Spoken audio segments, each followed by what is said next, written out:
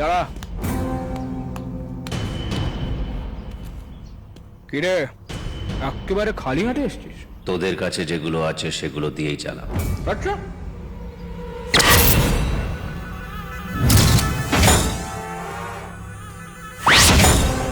আরে তুই কি মানুষ রে?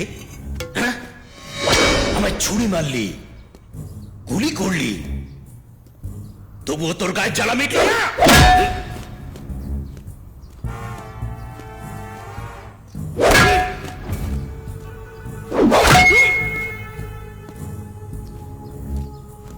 দেখছিস কি রে শালা?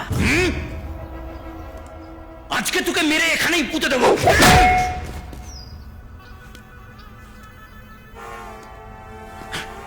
সেদিন যদি তোকে ওখানেই শেষ করে দিতাম তাহলে আজ আমার এই কার্ডটায় পড়তে হতো না। সিম্প্যাথি ভোটে জিতে আমি এমপি হয়েছিলাম তো।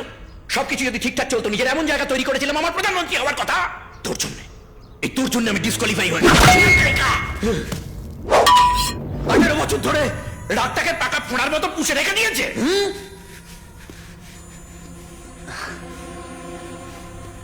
তুই কি ভাবছিস তোর উপরে বদলা নেব বলে আমি বেড়ে উঠেছি? আরে আমার বেড়ে ওঠার প্রত্যেকটা ধাপে তোর মতন এক একজন সঙ্গে আমার দেখা হয়েছে। তোর সঙ্গে আবার দেখা হওয়াটা ভাগ্যের ফের। তোকে মারতে হলে তো অনেক আগেই মেরে ফেলতে পারতাম। তাহলে কি চাস?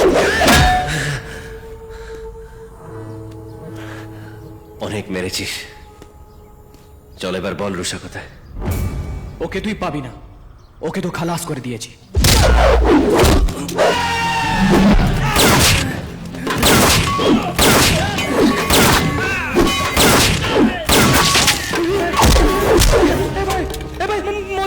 মজা করছিলাম, রুষা এখনো বেঁচে আছে। তোর একটা মজার জন্য 6 জন মারা গেছে।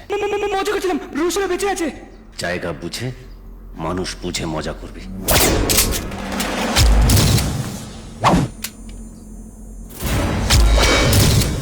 তুই জানতিস রুষাকে তুলে নিয়ে এলে আমি এখানে আসব, কিন্তু এটা জানতিস না আমি এখানে আসার পর তোর কপালে কি লেখা আছে। হ্যাঁ রে, জানি না তো, জানি না। আর সেই জন্যই তো তোকে ডেকে এনেছি, তোকে দিয়ে কপাল দেখাবো বলে। দেখা, বসে বসে দেখি, দেখা তোর কত ক্ষমতা। আমাকে দেখা দেখা।